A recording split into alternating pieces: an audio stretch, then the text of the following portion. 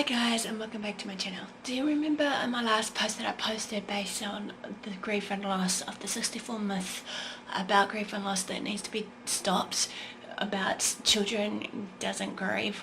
If you haven't done so already, I suggest for you guys to visit that video, which will be linked in the iCard above me as well as below, because this is actually not 100% accurate or true. It's quite the opposite, however. Hi, my name is Aspie. Before I begin this, basically, just a little bit about me. I create mental health videos as well as autism-like videos with tips and advice along the way, along with many other things, be it some fun and games with father-like or just fun and games, taking you all on a journey and so on and so forth. So if you're into any of these and more, feel free to subscribe on the bottom right hand corner on the screen, and once you do so, don't forget to turn on a notification bell so you don't miss any future videos or updates that I may post later to date.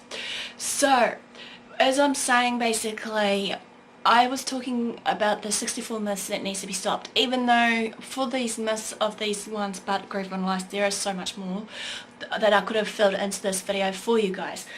But as you know, basically at this point of time, however, I thought to share this one with you guys because obviously, as we know, children and teenagers alike do grieve as well, and they, as I said, they will grieve in their own way, whatever it may be, like many of us, be it male, female, of any age group. But some children may be sad, some may be angry, some may be just verbalizing their loss like many adults, regardless what it may be. And depending on their ages, however, they may show sadness only sometimes and for a short period of time. Children may complain of the physical discomforts such as stomach aches or headaches, or they may express anxiety or distress about other challenges such as school or sports when it comes down to all these different changes that's coming into effect of whatever it may be. Loss is more intense though, however, when the child had a close relationship with a person who has died, such as maybe a parent or a sibling. However, this isn't always obvious from a child's reaction. A child's grief may seem to come and go, and a child may really verbally express his or her own grief. This is normal just to bear in mind because, as I said before, everybody grieves at a different level or a different time of day. They may also re-experience the intensity of the loss as they grow up, regardless what it may be. This may occur often with certain milestones that they reach in their life, such as starting school or going on a first date, going to uni, you name it, it's there. Even into adult life, which is important basically from some of the events such as graduating from college, uni, or getting married may trigger some new renewed grief. Age, however, has a large influence on childhood grief, and how children can understand and react to the death of a family member, friend, pet, or close adult will determine to them. It's good to know where a child is likely to fall developmentally with the stages of development from young child to adult. So hopefully with this video it will help you to understand better how they view the loss, and will help you as a parent or whoever to make age appropriate choices about language and intervention. Of course, age won't help you to predict exactly how a child will react though, however other factors will have an impact as well. Maturity, past experiences, education level, socio-economic status, what part of the world you live in, so on and so forth, as well as the access to support resources are merely a few of the many factors that may influence it all. And in saying this also, before I continue, also as a heads up for you guys, for any of you that are watching today, basically I will be putting this as a blog post later today as well, so you can have a read of what I'm sharing with you, or if you're not interested in viewing it, what I'm sharing with you, so it's easier for you guys to follow. So what I'm saying here is helpful to know basically when a child or a teen understanding death or loss at a certain stage of their development growth, as I said. And this will vary by age and often changes as the development of the child will develop emotionally and socially. Other factors enough also influence child's reaction. These include personality, previous experiences with death, and support from family members. Keep in mind that children don't move abruptly from one stage of the development to the next, and features from the stage may overlap between each other. So my advice here with some of those children of any age or background that you're dealing with, you should do the following. 1. Acknowledge their presence, their importance, their opinions, thoughts and feelings. 2. Be patient and open-minded. Allow them to grieve in their own way. 3. Be available, sit with the child, listen to them and answer any of the questions that they may have to ask you. 4. Reassure them that the circumstances that led to the death were extreme and it's unlikely other adults in their lives will die anytime soon unless this is untrue. So be honest, obviously, on this as well, in that one of number 4, because obviously they need that reassurance. 5. Let them know that a range of different emotions that they're feeling are normal. 6. Validate their feelings and don't minimize them. 7. Check in with other adults that are involved in their life, such as teachers, school counselors, coaches, etc. Explain death using real words such as died, rather than confusing phrases such as gone to sleep. Never sugarcoat it. If you want to go straight bang to the point, basically, on how that particular person that they loved and you lost, basically just share it. You can say that death means that the person's body has stopped working, or that person can no longer breathe, talk, move or eat, or any of the things they could have done when they were alive. 8. Share your family's religious or spiritual beliefs about death if you've got one. Basically, use books or drawings or role-play games to help a younger child to understand death. 11. Make sure your child understands that they're not to blame for the death that has occurred and that the person who died isn't going to return. 12. Provide lots of affection and reassure your child often that they'll continue to be loved and cared for. 13. Encourage your child to talk about their emotions, suggest other ways to express their feelings such as drawing, writing in a journal, so on and so forth. 14. Without overwhelming your child, share your grief with them. Express your emotions with your son or daughter to share their own emotions. 15. Help your child understand that normal grief involves a range of emotions including anger, guilt, frustration. Explain that their emotions and reactions may be very different from those of adults around them. 16. Reassure that this is normal for the pain of grief to come and go over time. Explain they can't always predict when they feel sad. 17. If your child is older, encourage them to talk with an adult outside the family if they feel uncomfortable talking to you, such as a teacher or a clergyman. You can also consult an age-specific support group if there's one in your local area. 18. Keep routines and caregivers as consistent as possible and continue setting limits on behaviour, care, consistency and continuality to help your child to feel safe. 19. Encourage spending time with friends and engaging in other age-appropriate activities. Reassure your child never disloyal to the person who died to feel happy and have fun again. Just as a quick note, basically, addressing the daily routine and role changes, as I said, is a real key factor here when it comes down to grieving, because as we know, the death of a parent or a close family member or friend can directly affect a child's day-to-day life. Family routines and role changes such as surviving parents that has returned to work and spend less time at home basically will need to bear in mind it could wreak havoc, but these changes are added and some of the disruption it may add a child's distress, obviously. Even young children will benefit from extra preparation, conversation and support around these transitional changes that's coming to effect. Although the death of a family member with cancer is painful, for example, it may also lessen some of a child's stress. For example, here also in saying this, the death of a sibling might mean that a parent isn't dividing time between that sick child at the hospital and another child at home. It's normal to have strong mixed feelings, including some relief when a family member's suffering is over after long and difficult illness. Help your child realize that these feelings are normal and that he or she should not have the feeling of guilt for having them in the first place. Honouring and remembering the person who died. Children as young as 3 understand the concept of saying goodbye. They should be allowed to choose how they say goodbye to the loved one that they lost. Give your preschool age children the choice of attending memorial services. It doesn't have to happen, but don't forever force them if they don't wish to attend. Another one for a key advice here, some children may want to attend a memorial service but not viewing or burial. Allow older children, as an example here too, and teenagers to help plan memorials if they want to.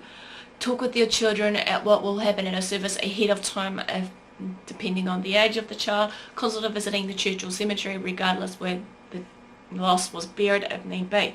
Ask a trusted adult to help take care of young children at a service, or to go home with a child who decides they want to leave early. Right, as I said before, I have put into some particular a list of typical grief responses by age groups. Again, every child is different and we can't quantify all the unique and individual quality of your child in this list. However, if your child reacts in a way that concerns you, then it might be a good idea to talk things over with an expert such as a pediatrician, school counsellor, or child psychologist if it's a main concern that you're seeing signs of that, showing signs of depression, but also bear in mind to actually look into these warning signs and symptoms of depression, because obviously it can take effect.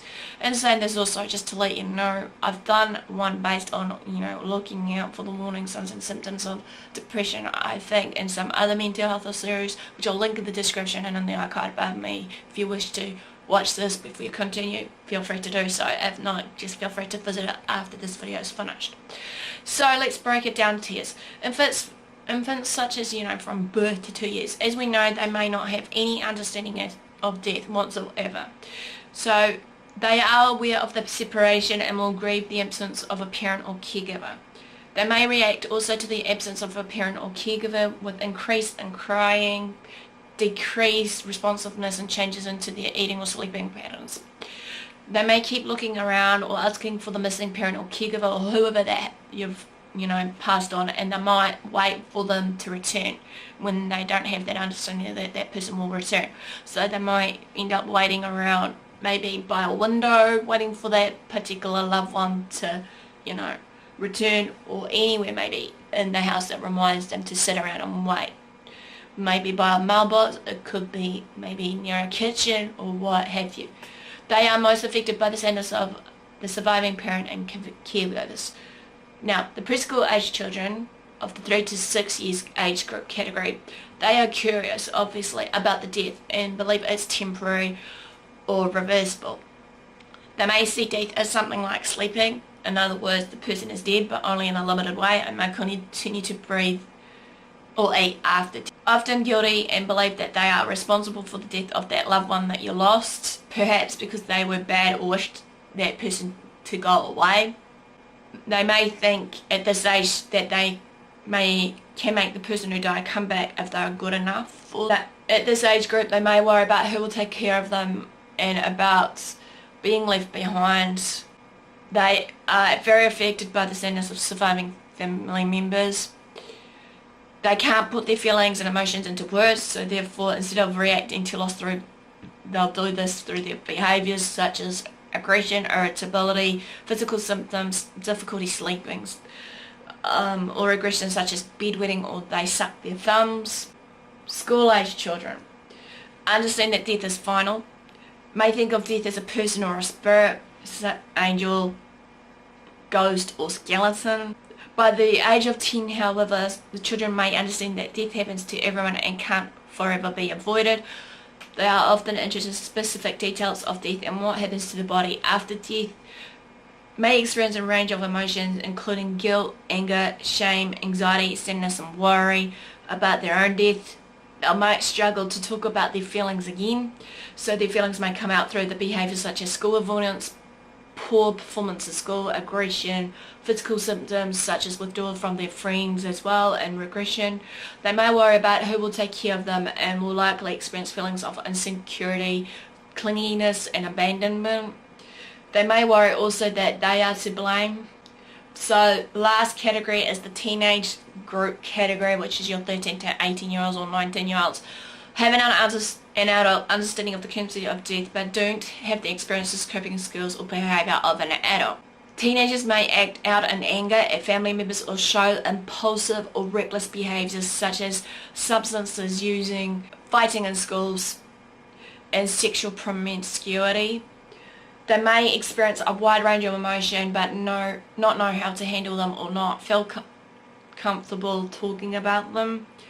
They may question about their faith or just their understanding of their world around them, so to speak. They may not be receptive to support from adult family members because of their need to be independent and separate from their parents. They may cope by spending more time with their friends or by withdrawing from family just to be alone so they can grieve in their own terms. Just on an end note here before I end this, help your child understand that the person who died lives in their memories, or as some parents may say, that they'll always be with them in spirit and will always be close by and also be close to their heart. Parents who are terminally ill sometimes leave letters, videos or photographs for their children to help remember how much they were loved. Children can also compile pictures and other special items to create their own memory about the one that they lost. For younger children, most of their knowledge of the person who died will come from memories of other family members around them. Talk about the person as often as possible and remind the children of how much the deceased person loved them. Over time, children can understand that they will not be who they are without the influence of that special person who has passed. Also, in saying this, don't forget that I have got a merch store that I'm trying to hopefully add a bit more style designs in the next 2 months or so to hopefully help with extra funding, along with the crowdfunding page of basically the Patreon account. For those of you who are new today, Patreon is like a subsidy account for us creators, be it music creators, content creators that are doing mental health or water form. It is that they're using as a form of the platform on YouTube, Twitch, or wherever else they may likely to fly about. Basically a bit about giving back to you guys when you do support. So if you feel to donate to me, big or small, no pressure basically, but it'd be much appreciated if you did. But hey, this will cover my cost of my rent, the travel when I do some more traveling with Aspie series, or just traveling in general if I decide in the near future to meet you guys. Below down that I've got some projects in the works that I'm still hoping that if anyone wants to participate for project number 1 of the Journey Through the Mind series that you may have seen, Lydia, who was the first participant from Life with Lydia, basically sharing her life story. So I'm hoping to do short blurts of documentary style stories basically based on this, and then saying basically if you want to be on the bandwagon in any way for that, feel free to comment below as well. And saying this, the second project of it was supposed to be an icebreaker for you guys, just to answer a series of questions, and if you do decide to come back for the second part of that Journey Through the Mind series to be a more depth storyline, please feel free, because I'm hoping later today, if all goes to plan, and I'm hoping to maybe get someone on the side to maybe animate them. A heads up, basically I was hoping in the works later today to do a second part of my book that I did based on my life of an Aspie, looking through the life of Asperger's syndrome or something along those. I'll link the link in the description below based on that as well, so that if any one of you that are maybe autistic and from the autistic community group and you are interested in participating, let me know, so that maybe we can get the ball rolling and get the short stories done and up as well as a third part of my book series, because I'm still thinking that there are certain topics I may have not touched base on from the first part of my book of the Journey Through Life with Asperger's Syndrome of mine. And also, I'm trying to keep my blog up to date so I can create it as a website hopefully as of before next year, because that's my main goal. I'm still looking for someone who is willing to actually maybe help me design it from WordPress to actually put the web address in and stuff and tidy it up, so that we can actually put other bits and pieces in that you may want to see on there. As I'm at this point of time been away for a few times too because of the subtitling I'm doing. I hopefully enjoyed this video, and do what you love what you do. Until next time, I'll see you again soon. Ciao for now.